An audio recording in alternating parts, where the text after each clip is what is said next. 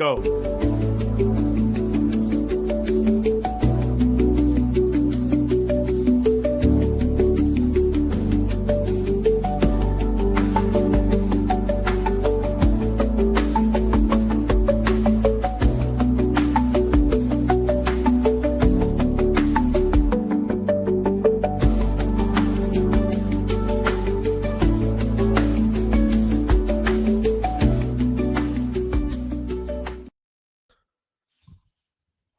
Get $50 instantly when you play your first $5 and use the promo code.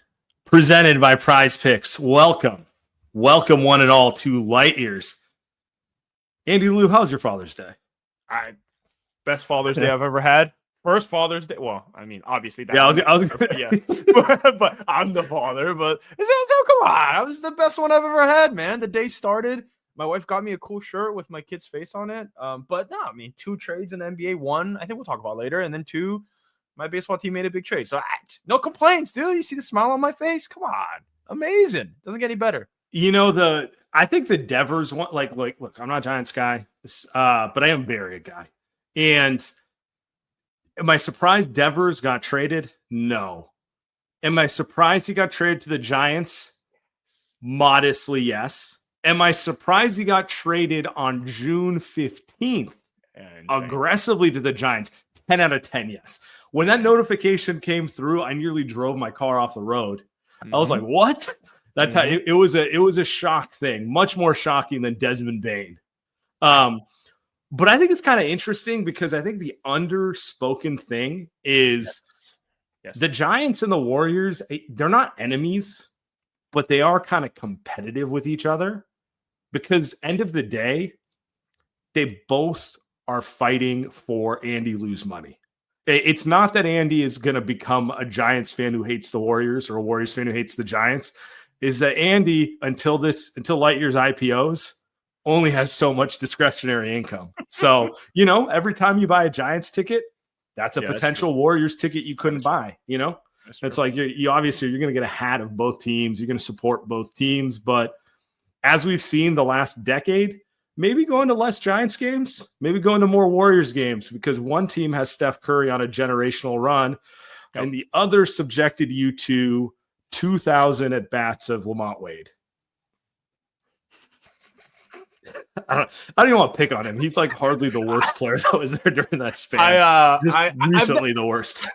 I almost cried, actually, as you were saying. I almost had tears in my eyes thinking about Devers with his absurd hitting ability. And anyway, I never thought about that, which is also fascinating because the Warriors started to build a stadium like 3 blocks away from Oracle, and the area very well. Like they're literally right next to each other. Before COVID, sure. I think the idea was that like that whole downtown Mission Bay-ish area was supposed to be a big hub. It's cool now. I think it's still like it'll take some time again, but to your point about them being competitive, like I think now it's like we're going to talk about a comparison here. That's what we're going to do. I think it's a perfect time of who is going to get the biggest eyeballs on them because the Giants are about to be really popular here for at least the next couple months, probably longer. And then the Warriors, I'm going to do a little slandering here in a little bit, but they've got a team, Sam, like that made it to the second round and probably would have been the Western Conference Finals if Steph didn't get injured. So it is 2 teams right now that are contenders, real contenders. So we're about to find out. One did go all in. The Warriors were waiting. We're waiting for them to go truly all in here in the next month. And just because I know people are going to comment on it, football lives in a different universe. It doesn't matter. They can go 17-0 or 0-17. They're getting your money. Because there's only 17 of those games. There's only 8 home games a year anyway, So they live in a different thing. But like for baseball and basketball, where it's like every night for 6 to 9 months, that's a big investment. They're asking for a lot of investment. So that's why it's always those two. The Niners exist in a different sphere where they're unaffected by like increasingly the consumer having options or whatever, like jargon you want to use, right? Like they just are, right? And that's true of all football teams. They don't have to worry about it. Baseball and basketball with like a bazillion games a year, these things really matter. Especially baseball, but yeah, for sure. Yeah, I mean, it is noticeable. It's only been a day, but like my phone, like most of my friends are Giants fans. Most of my friends grew up in the Bay. I obviously grew up an A's fan. but most people I know are Giants fans. Yeah. Just more, you know how you can just tell from enthusiasm in the texts? Like more Giants texts, more Giants shit talk, more of that going on among my circle of friends than, I don't know, you might have to go back to like 2016 for that type of activity. Oh, easily. Maybe like it's like whereas it's just, and that's to your point. They're already having a good season. There looks to be like something like you're like, are they good? They might be good. Like there's a reason. Well, they just made a trade for one of the 10 best hitters in baseball and probably the best hitter they've had since Barry Bonds. Certainly, this to be true. This is true. Posey is pretty fucking amazing, dude. But not a power bat. Not the Devers 30s. Devers should be putting the ball in the bay. It's a different thing, Yeah. So, yeah, it's just it's rejuvenized the energy there because I think I'll say this, whether I want to hate the Giants or not, like I can't deny when they've been good, fans show up and there's like a real energy around the city with them on game days. Like that's a real thing. Bay Area fans are different in that Bay Area fans are as good as any fans in North America.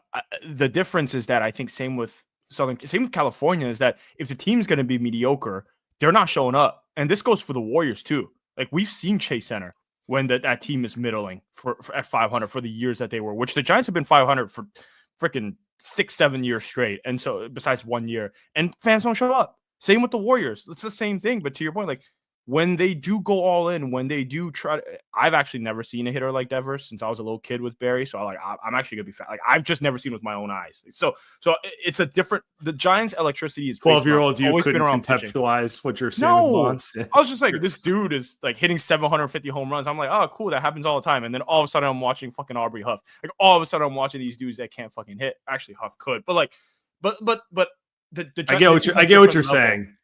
You're like 9 years old and you're like, oh, I guess this is normal for the best hitter on your team to hit at 8,000 feet. And then you watch 20 plus years of slow dribbler up the middle. The homer that he hit to break the home run record, I don't think I've ever seen in my 30 years as a Giants fan, a Giants hitter other than Barry hit it over Triple's alley for a home run. Only I've ever seen. I think Brandon Belt has hit into 1 million outs into that triple. Like it's not, and we'll see if Devers can do it. We'll see. But all I'm saying is the Giants, we'll get to the comparison now, right? But like it's they've made a move that I think we've been asking for the Warriors to make for a very long time. You and I, for a very long time. And that's for a team, Sam, that I don't think the Giants, like they don't have a Steph Curry. I wouldn't even put them as like a real contender before the trade. Like I kind of think they were a little fluky, to be completely honest. But now that you make a move like this, I think Buster's just kind of sitting there and thinking, who cares, man? Like if we don't win the World Series, fine. At the very least, we're going to have 40,000 people sitting there for 80 games a season for the next 4 years. And I think it's huge.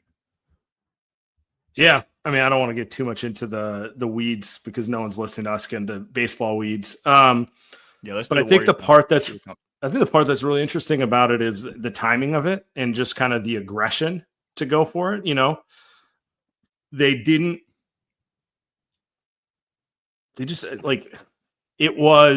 It's everything the Warriors haven't done. It's interesting because like Kyle Harrison was like a textbook player that they were excited about. He's been a highly ranked prospect over the years. He hasn't even been bad. He hasn't been amazing either, Yep. I mean, you could draw a serious Kuminga comparison there. Where it's like, it's not that he's a big league starter. I would actually not be surprised if he turns into like a borderline all-star at some point, those things happen. Right.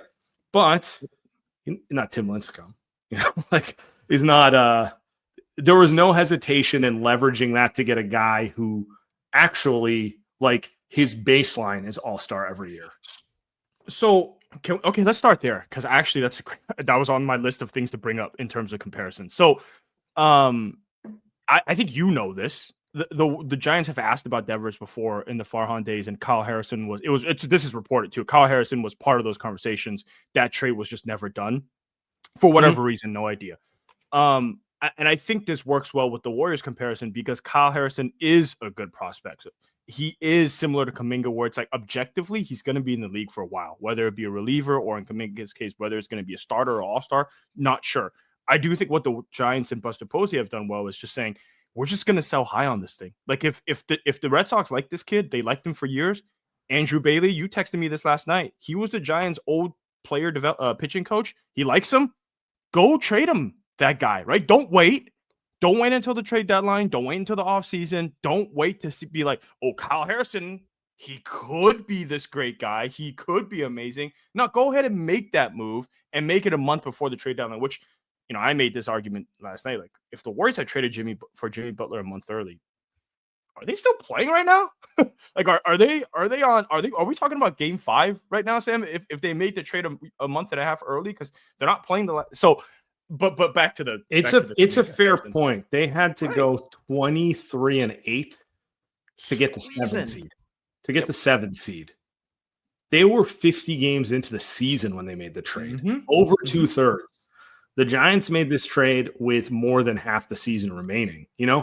I think you're right. I think the other front offices who were inquiring about him were doing the haggling thing to if the Giants didn't come over the top, he's getting moved the day before the deadline. It's going to be – he's going to play another 40 games in Boston. We're going to be hearing all this stuff, right? And there is a value to that. There is a value to being decisive and kind of just like having balls with your moves. And if Harrison ends up being Zach Wheeler, I think Giants fans know Zach Wheeler very well, who ended up being like a Cy Young type of guy. Dude, that happens. You live with that. It's like the same thing with Kuminga. If Kuminga ends up being like a one-time, two-time all-star, wouldn't you live with that? Like, that's fine. I don't think we're missing out on anything. Because here's the thing. If Kyle Harrison was Tim Lincecum, like you said, if Jonathan Kuminga was Giannis, like if it was like this real Cy Young / in the NBA MVP type of player, we would have already known that.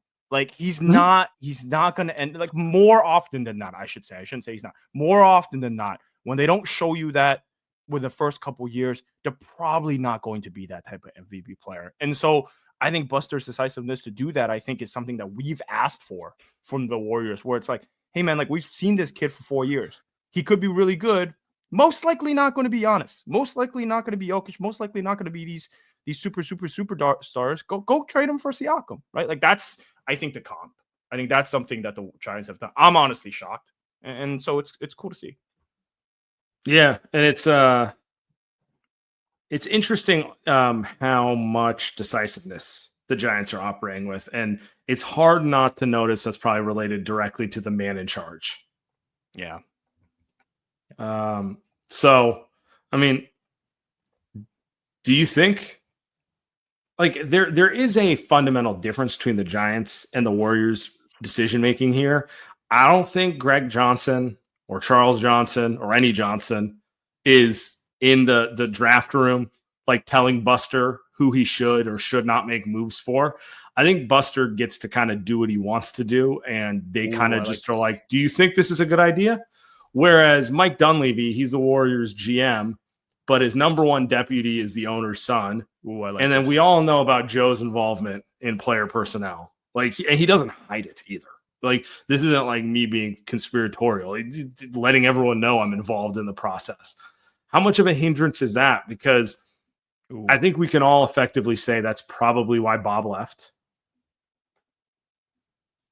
And Mike, do you think Mike gets the job if it's on the open market, or do you think someone who's much more established gets it? But they didn't even go externally. They wanted someone who was in-house so the owner could keep his impact. He didn't want to go out and get Derek. He didn't want to go out and get Sam Presti. He didn't want to go out and get like one of these GMs who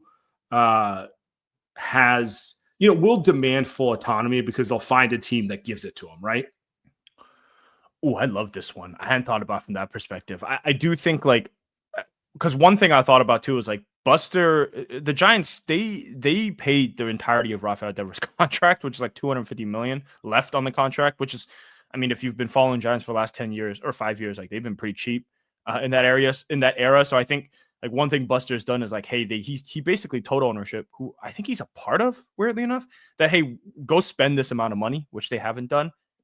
I think with the Warriors, it's different. To your point, like Mike Dunleavy making a trade, he kind of has to convince Joe Lacob, right? I think he has to convince him to get Jimmy Butler. He has to convince him to get these guys. Whatever happens with Kuminga, he's going to have to convince Joe Lacob.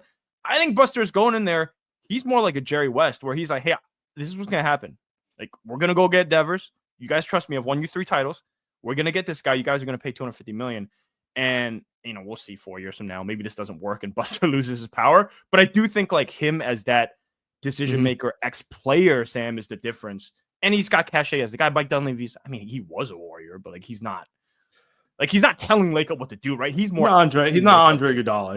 He's not Steph Curry. Yeah, I get you. If Steph 8 years from now, right, like was the GM, what do you think? Like Steph wouldn't he just like go in and I'd assume, right? He has the power of the public is going to be behind him.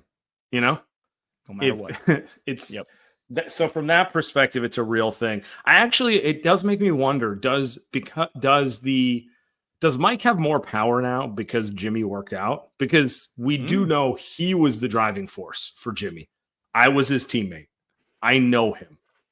I know he's eccentric, but he fucking wins games. He will help us. So I'm going to put my name on it. He put his name on it. He made Joe cut a very big check for Jimmy. Very big check. I think if I'm Joe, I'll be like, you know what, Mike? That worked out. That was smart. So does Mike have a little more power now? I don't know. Maybe would be good. I like Dunleavy's ability to assess players. He hasn't done a ton of moves, and maybe he's not the greatest deal maker, or maybe he is. It's hard to say. But like when he's acquired players, he has a good eye for talent. He's done honestly like kind of mostly nothing but good moves. Yeah. Like whoever he's drafted, guys he selected, like even my guy Quentin Post, late second rounder, played minutes. Pajemski was his pick. He been good, right? I think the Chris Paul one was a little, I don't know. But like, and then he rebounded with the Jimmy Butler move. Like, and so it's going to be fascinating. Like, I think Kuminga really is the stress test because we saw it's not the same situation as Wiseman, where Wiseman is like, objectively, we just can't do this anymore. He actually is really bad. Kuminga is good. Like, he is good. So to Mike Dunleavy's point, I wonder, I'd be fascinated to think of like, just good enough to get you fired, brother. Just good enough to get you fired. Well, no, it's he lives in that he lives in that middle ground where it's like obviously it's actually what makes this entire thing frustrating. It's like how many years in a row of and it's like it's a distraction, it's a distraction from the main task. So yeah, I don't know. It's gonna be interesting to see. I want to keep wait. Go back to that point because I know you have one question here because you brought it up earlier. Fighting for I think Bay Area supremacy. Do you think Joe Lacob is sitting there more aggressive? Like, do you think he's sitting there thinking like, well, I got to go do something. I mean, they kind of have to anyway, right? And within the next month, like, do you think it makes him more aggressive? Like, gotta be. I don't know. I think they should, if they didn't walk away from last playoffs being like, dude, we stay healthy or we could have run the table. I don't know what will. My biggest fear is their takeaway is we just need to add depth so we get through the regular season. But I don't know. I do think it's one of those things where if the Giants start like really gaining steam and being top of mind above the Warriors, that's not going to make Joey happy. That's not going to make Joey happy at all. That's the type of thing that could be a force multiplier. So this is a good thing. Iron sharpens iron. That's a good thing.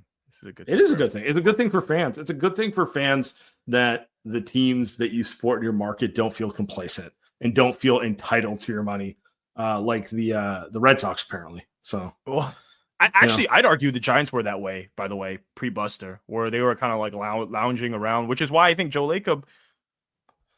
Which is why I think like the Warriors were kind of like, all right, we don't really got to worry about the Giants, right? Like they're kind of a joke. They were kind of a joke. Like I watched every game. They were a joke. Until Buster kind of walked in. They didn't matter anymore. They haven't mattered for a decade. Doesn't mean people aren't fans of them, but they just didn't matter in the way that the Warriors matter, or the way that they used to matter when they were competing. So, I think that's a part of it. Go. Yeah. Excited for Game 5. By the way, we're recording this pre-Game 5. You got a game 5 prediction for me? Pacers. I got the Pacers. I think so too. I think it's gonna be I think we're going 7. I'm very excited for this going Absolutely.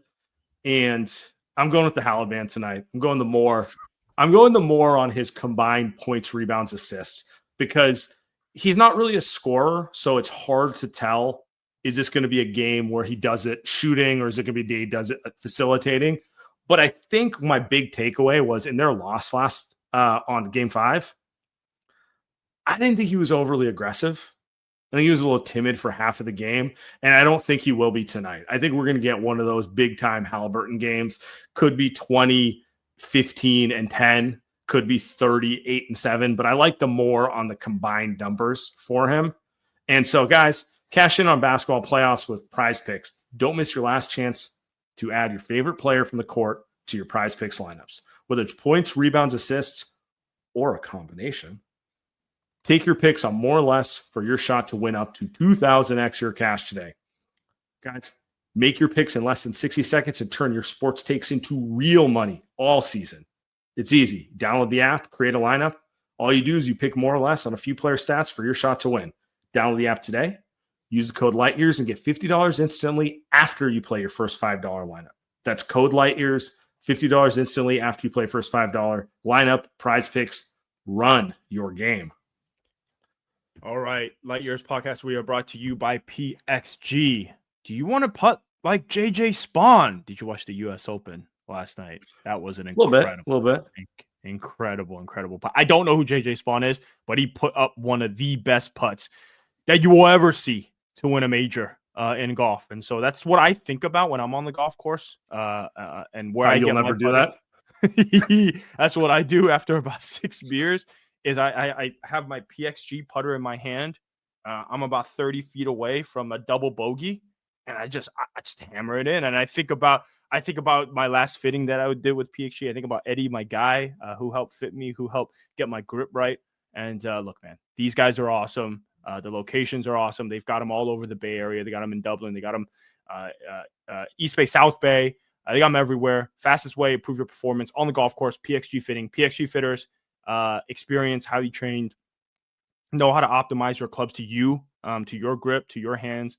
They're educational, they're fun. Schedule a fitting today, and for a limited time, you could save up to 20% on your entire order. Head over to pxg.com/lightyears. If you already know your grip, your size, everything, just go over to pxg.com/lightyears. Save up to 20% on your entire order. pxg.com/lightyears. Restrictions apply. See site for details. Did you even know that trades could happen during the NBA Finals? Nope. I mean, it's not baseball ones, but basketball ones. Nope. Kind of weird. But Desmond Bane being moved for 4 firsts. Good move for Orlando, right? I love it. I mean, I love it. I think trades are BS, so I love it. You're going to disagree with me. I love it, though. No, I think everything is in context. Not all picks are the same. You know what I mean? Like, you getting a pair of 23rd overall picks, fine. Yeah. Fine. You might find a rotation piece there. You might not. It's not the same thing as getting a top 5 pick. Those really hurt when you fuck those up. Shout out Wiseman. But Desmond Bane, the thing I also like about it is Desmond Bane's 26. One of the better shooting guards in the league. I think he's underrated. I actually think, can I ask you this question? Would you rather have Desmond Bane or Jaren Jackson or Ja Morant? Oh, boy. Forget what it costs. Forget the money. Of the Grizzlies' big 3, which would you rank them in order of who you'd want on the Warriors? Ja would be on the Warriors. Okay. Ja would be 3rd. Jaren and Desmond Bane are right neck and neck for me. This is a leading question. You're going to say Bane. I don't actually go with Bane know. If you're the Warriors. But I think it's close. I think your reaction's actually my point, which is ooh, that's tough. That's my point. He's really good. I think my thing on the Grizzlies is actually All three of them are phenomenal players. They're good players. You'd like them on your team. None of them are good enough to be the first option on a title team. I think we can all agree on that. I think the days of thinking John Morant could be the first option on a title team, we're gone, right? No one's really thinking that stuff anymore. So if you don't think they could be a first option, I think Desmond Bane slots in very comfortably as number 2, 3 guy on most teams. And I think Jaren does too in general. So I think that's a great move for Orlando. To me, this is a huge bet on like someone like Paolo Banchero. If you think he's the man, you just got him the perfect shooting guard. So now it's time for him to show you he can be like Giannis Light or something, right? And I'm not actually a huge Banchero guy, but like if you believe he's the man, you just went out and got the perfect guard to go with it. You got Jalen Suggs, who's going to be basically the new Drew Holiday. You got a two-way legit shooter with a little playmaking in Desmond Bane. You got Franz Wagner, who's like a great second option, jack of all wings. You've given him what he needs. I think this is also good for the NBA. And I'll get to kind of the fit in a second, but like this is great for the NBA. Like you want teams to go for it. You want teams that used to like an Orlando Magic. I think in Adam Silver's NBA like is a perfect team that he probably wants to see in the final. Like Orlando. Like when's the last time Orlando's been? I think Dwight Howard. Now that I think about it, like Hedo Turkoglu, Rashard Lewis. That's like the last time I've actually thought about Orlando in the postseason. So I think like that's a good. I think that's a team that really. Vooch, Aaron Gordon, super teams weren't doing it for you. Nope. DJ Augustine at point guard. Aaron Aflalo. Aaron Aflalo, yeah. God, he was. Oh my. Desmond Bane might be the best guard they've had since Aaron Aflalo, which says it all. Oh shit! It's not probably. That has not been the home of guards. It's actually kind of sad. It's like Lamont Wade. That's I think that's good. I do think the picks. Okay, so the picks I think are tricky. I think a couple of them are unprotected. Or Orlando's unprotected, which you're like, okay, fine. Like these guys are going to be good. At least they'll be in the 20s. I do think, Sam, like if it doesn't work out, just go trade Paolo and just get the picks back. Go trade Wagner and get the picks back. Like if it doesn't work out, like just trade those two guys and you'll get picked. Like it's not that big of a concern, man. You took Paolo first overall. He's like 22, 23 years old now. If you believe he's the guy, getting him a quasi all-star shooting guard, those picks should be worth nothing. Yes. If you don't think he's the guy, you should have traded him instead of this. But they clearly think he's the guy. And I agree with you. I don't know if I think Paolo is the guy, but who cares? Like, just go for it. It's for the sports is better when teams are going all in. Like we just started the show with the Giants, and I think they're probably like a second tier team. You would think, but didn't we think Indiana was a second tier team? Like you did. I did not. those are my Pacers. Yeah, like I've spent so many hours putting every one of those players on the Warriors via the trade machine. I'm loyal to them. And they're 2 wins from the championship. Maybe 1 win by the time people hear this. And so I think our same goes for Orlando, where I think Bane's a winning player. Jalen Suggs is definitely a winning player, 100% a winning player. Franz Wagner, I think is probably a winning player. Depends if he can get that shot going again. And I think Paolo, if he can take 2 more steps, like this championship contender, this is good. I don't think the price is too high. I think that this is just what you do. Because what are they going to do? They're going to sign a free agent? Like, I don't think so. They're not the Miami Heat. They're not going to sign anyone. And he's 26. Yep. You're getting him for the prime. Your team makes sense. It makes sense. They're going to be fun. I'm going to watch all this. I wonder if the Grizz are going to sell now. That's like obviously the more interesting point for us, right? And let me ask you this. I think it's in the cards. They're definitely one of those organizations who they look at it, they're like, look, this group isn't going to get over the hump. We're just going to end up paying John Jaren a ridiculous amount of money.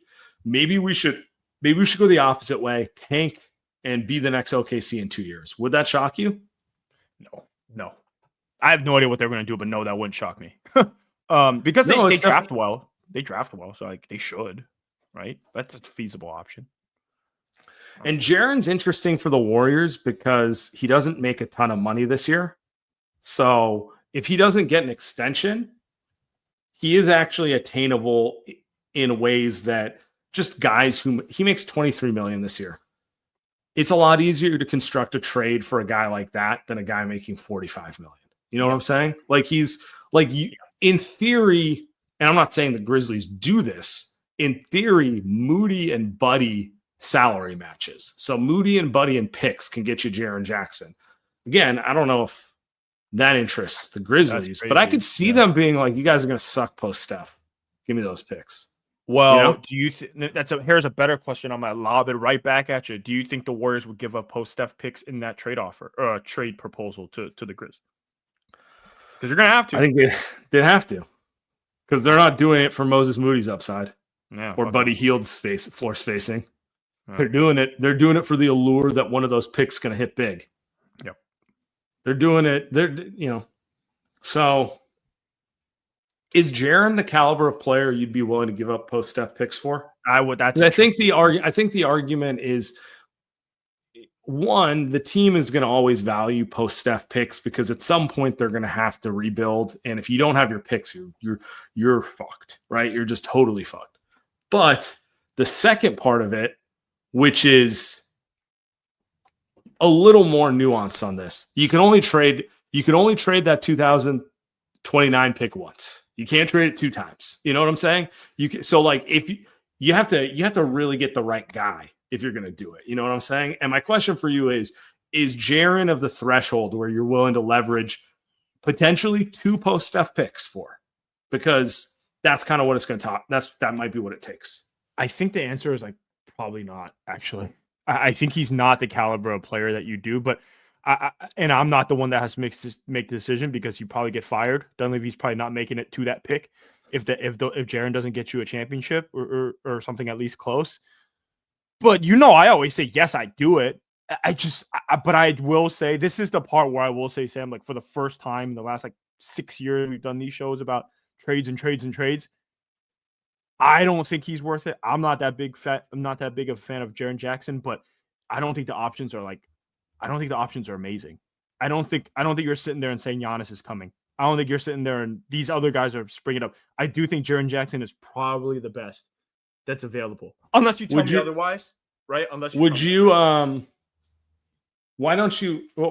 have Jaren Jackson or Trey Murphy? Because Jaren's much more accomplished just in terms of he has a defensive player of the year. He's been a 2-time All-Star. And I'm only saying this because the other team that there's rumors that everyone is available is the Pelicans. And it kind of makes sense that both of these teams are looking at the West and they're wondering, maybe if we take a step backwards, we'll be in a better position in 2 years. Oh, that's tough. Which one of those two would you? Because the point on the post-Steph picks is you can only use them once. And I think both of these players would require some level of post-Steph capital. Even if it's just one of those. You've asked me 2 questions that I actually can't answer. I actually don't know how to answer it. What would you do? I think I'd rather have Jaren Jackson, but what would you choose? I think I'd rather have Trey Murphy, honestly. Yeah. I don't know. It's tough, to be honest with you, because Jaren is on the short list of ideal front court players to play with Jimmy and Draymond. So, he can shoot it, sort of. It goes in. That's what matters. It's not the prettiest jumper. Yeah. He definitely can defend. Part of me believes that if Draymond played with him, he would get over some of the fouling shit he does. Because he won a defensive player of the year, and I was like, but he still kind of fouls too much, So Draymond gets him in foul trouble every second. Before you get to Trey, I think I take Jaren. I think I'm clearly on Team Jaren here because I do think Draymond's getting older. Where I just don't know how it used to be Draymond at the 5, you're good. I don't know if that's Draymond at the 5, you're good is a thing anymore. I think I'll take Draymond with Jimmy and I'll take Jaren with Draymond and Jimmy next to him, and then I hope Pods can maybe give you some of that spread floor shooting that Trey. Obviously, Trey's an amazing shooter, but maybe Pods gives you some of that shooting, or maybe Pods in that package. I don't know, but maybe you can get 3-point shooting around him. All I know is this, Sam: Draymond, Jaren, Jimmy, 3, 4, 5. That's some fucking defense. That. Yeah, it'd be leaning into defense, Steph and defense, but at a higher level because you actually got young defense. You actually got young defense. He is only 25. and he has the legs to play 70 games a year. Yep, he should. So yeah, I think I agree with you there. I think push comes to shove, I'd rather have Jaren than Trey.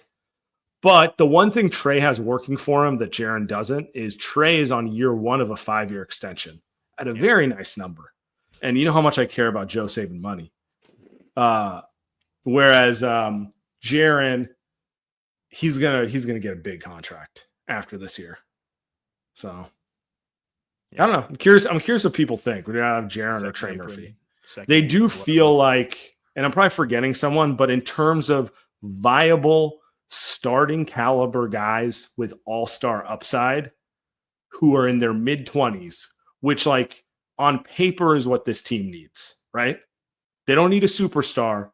They need a plus starter with fringe star potential who's under the age of 30, but over the age of 22. You know, we're looking for guys in that 25, 26, 27-year-old age range, right? Like that's what we want. And they do feel like two of the more attainable ones right now. Kobe White don't do it for you? No, he doesn't.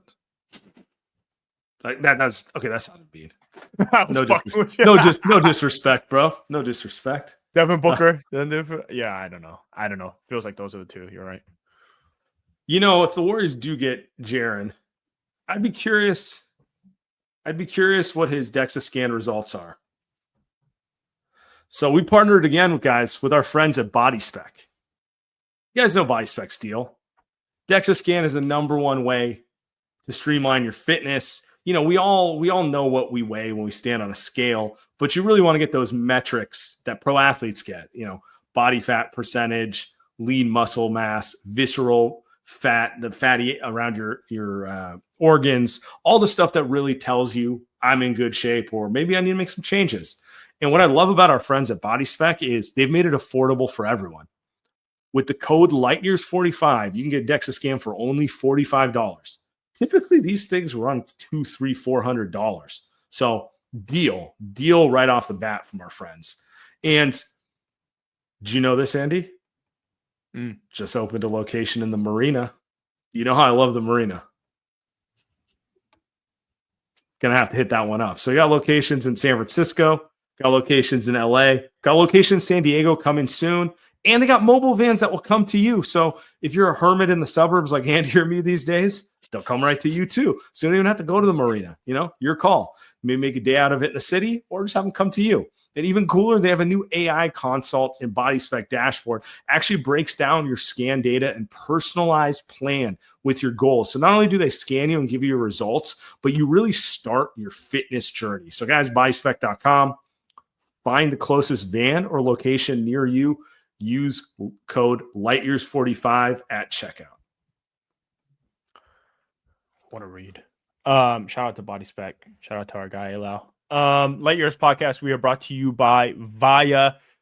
Trusted by over 500,000 happy customers. Viia, changing the game in natural wellness, blending powerful, high-quality hemp-derived ingredients to deliver real effect-driven benefits. Man, they've got these Euphoria gummies, Sam. It's like a hybrid between, you got THC, you got Revive, like normal, kind of help you sleep type of stuff. They've got everything, right? They've got ones with high THC, they've got ones without, they've got ones with one of each or the other. So, you know, if you need to sleep better, they got you. You need to improve focus, they got you. Recover, that's me. I'm always hurt, they got you. If you need to simply just relax, of course they have you. Viia has a tailored solution just for you, so you're just not buying, you know, just kind of stuff that you think might work. They literally tailor stuff to what you actually need. They've got products ranging from 0 to high cannabinoid levels. Viia lets you fully customize your experience to fit your needs. And best part, they ship legally across the U.S. Discreet, direct to your door, no medical cart required. If you're not sure where to start, you guys know what I'm going to say. Use the product finder quiz. Literally go to the website. There's a first button that tells you just click quiz. Figure out which one you want, which one you need based on what you're missing. It takes 30 seconds to complete. So if you're 21 plus, check out the link to Viia in our subscription description and use the code LightYears to receive 15% off, free shipping on orders over $100. And if you're new to Viia, get a free gift of your choice. After you purchase, they ask where you heard about them. Please support our show. Promo code LightYears. Tell them we sent you. Enhance your everyday with Viia. How much faith do you have in the Warriors to make a move for a guy like Trey Murphy or Jaren Jackson? Because I'll tell you this. Okay. For those listening, he held up a 0. I do think they're both the caliber of player that the Warriors would be willing to give up assets for. Why'd you say 0? I mean, what you just said is like, I like hearing that. Well, I think part of it is because I don't think those guys are going to get traded. So, okay, if we take that out of the account, you're calling BS on all this. You're just thinking it's like it's mid-June, just like clickbait gossip. I think Trey Murphy is probably more realistic than Jaren Jackson. I don't know. Memphis kind of would shock me if they really went to full tank route. Would be kind of suck. It would suck for their fans. I don't think they do it. They're too small market to do it. Or maybe the other way around. Either way, I think the real question is twofold. One, I don't think they have the assets. Post-Steph picks, legit. I think that's more of like hey, they can get it done for like a Cam Johnson type of player. Where it's like, do you want to do that for Cam Johnson? But I think like that's where a deal would get done. Sam, like if they want to do a post-Steph pick, that's enough to get a deal done for Cam Johnson. But for Jaren Jackson and Trey Murphy, those are players that everyone in the league wants, man. Those are players that an idiot in any front office, any Nepo baby that's in a front office would look at that and say, yeah, let's go trade our picks, right? Like that's what I keep going back to. It's like all these teams, like why wouldn't Houston, who apparently like, I guess, don't really want to trade their war chest for Kevin Durant, why wouldn't they go in and say like, all right, let's go get Trey Murphy. Like go have a couple picks in Jalen Green or something. I don't know. But like they could come in and give a better package, right? For something like that. So it just goes back to that. And then the second part too is like, I just, and this is what you mentioned earlier. It's like, I don't know if the Warriors are they just thinking, hey, we just need a couple of depth picks. Let's just re-sign Kuminga and trade him at the trade deadline. Feels like that's what they want to win trades, Sam. They want to win trades. They don't like, I feel like in the Devers trade, they'll probably sit there and be like, I don't know. Do you guys want Wizen Hunt instead of Harrison? You guys want Landon Root instead of Harrison? Like, I don't know. I don't know. We got to hold our prospects. You're gonna eat part of the contract. You're gonna eat part. There you go. Yeah, same concept. We're saying the same thing. You know, I do think that's what it is. It's like it's a lack of decisiveness. It's we need to win the trade. You know, could they have got Jimmy a month earlier if they gave up more? Yes, probably. Yeah. Maybe they can. Maybe they can't. So I don't know. It's I think the question is like if they gave up Kuminga, they would have got him right a month earlier. I think without a doubt. If they put Kuminga on the table in late December, it's done. It's a done deal. Now you could argue smart of them not to, because now they have Kuminga to trade in a future move, or to you know what I'm saying? Like they saved assets for the second move. Smart, right? But that second move has to come. You know, like that's kind of what I'm saying here. You know, so. And I do wonder, and this is why the Devers thing is so fascinating to me. The Giants were both really aggressive, but also like they didn't give up a lot, man. Oh, no. They didn't give up a top 10 in baseball prospect. They didn't even give up their they didn't give up their best young pitcher, which is Birdsong, or their best minor league prospect, which is Eldridge. Yeah. Obviously Harrison's a good player, but like it's not 2023 where he was the top pitching prospect in the organization anymore, you know?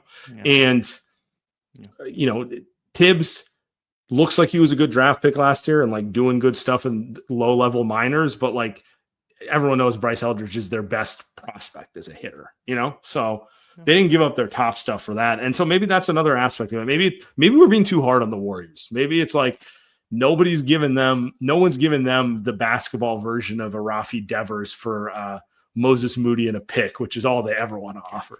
Anyway, that's if they could do that, they do that in a second. But you know, I think it also goes back to like, well, the Giants don't have a Bryce Eldridge. Like I'm sorry, like they don't have their version of Bryce Eldridge is the 2029, 2030 draft pick when Steph Curry doesn't exist and we all are assuming these motherfuckers are going to be in the lottery.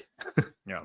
Which also I think like to and our guy Marcus Thompson has made this point, like when those guys retire, I don't think we should like the Giants. The Warriors should be able to recruit and get superstars in here post Steph. Like it is a good market. It is a franchise that is willing to win. It's a GM that wants to win. For all the stuff that we say about them, like I do think they are competent front office. Like they do know what they're doing. They are not the Chicago Bulls. They're not right. They're not the worst. They're just not light years ahead. They are not. Right. They're not OKC, right? They're not Sam Presti, which, they might be like years ahead. You know what I mean? Like there's only so many of those organizations. Even the Miami Heat kind of look like jokers now. And they were kind of the standard for a long time. And the Spurs are like, they just this is all going to end in ending in Kuminga for Wiggins, isn't it? Would that make you happy? I've seen that a lot come up on my timeline. A lot of people are bringing it up. I guess that's a thing. Would you be happy with that? Yeah, well, Miami doesn't really like. I mean, there's no like. I understand why Miami would do it because what they have is going nowhere. So you might as well, like mystery. It's like Wiggins is Wiggins, but Kuminga could be anything, even Wiggins. Like it's like the mystery box of you might as well see if you can develop him into a star because Wiggins at this stage of his career is just a good rotation player, right? Yeah. It would not be my favorite move because I think Wiggins is sneakily getting older. And how do I put this? It just feels so uncreative to me. So that's the one. Where they did this with GP2, man. Yeah, like that's where it is. I'm just like, do you guys not know any other players? Why don't we go dig up fucking Leandro Barbosa again, bro? Oh, you know what? We start the show with the Warriors Giants comps. Like, that's what this is. Like, it's just like, Pablo Sandoval's back again in 2018. Like Pablo's back. You guys don't know how to develop a third baseman. He's playing. That's what this is, man. That's what this is. The Warriors have gone forever. Wow. And maybe the real lesson to be said is, it happens to everyone, and you guys are foolish for thinking you are special. So everyone kind of, you feel success. You think your shit doesn't stink. You think you're going to stop aging. You're going to be the organization that doesn't have this happen to them. And next thing you know, you're bringing back the greatest hits because it'll at least sell out Tuesday night. That's so sad. I will like the move. I mean, to be clear, like his defense wasn't as good anymore by the time he was gone last year, but I don't know. Maybe he's just he plays next to Jimmy. He doesn't have to score as much. He can just stand in the corner, shoot threes, guard guys, POA, our guys. So I wouldn't mind the move. Like I think it'd be good for this team. It would be really good for this team. He is 30 now. Wow, that's not that old. A couple years, not too bad. I don't know that. I'll also say this: I'm not convinced they're going to get a better player than the current version of Wiggins for Kuminga, because the current version of Wiggins, we can argue about like how stale it is to acquire your old players or is he declining, but he's objectively a winning starter on most teams in the league. Like he's a good enough defender and he can hit open jumpers, which no one on this team could after Steph got hurt. That's for sure. Like those things matter. He would be in closing lineups. He can do a lot of things that way. So it's like, that's not nothing is what I'm saying. That's not nothing.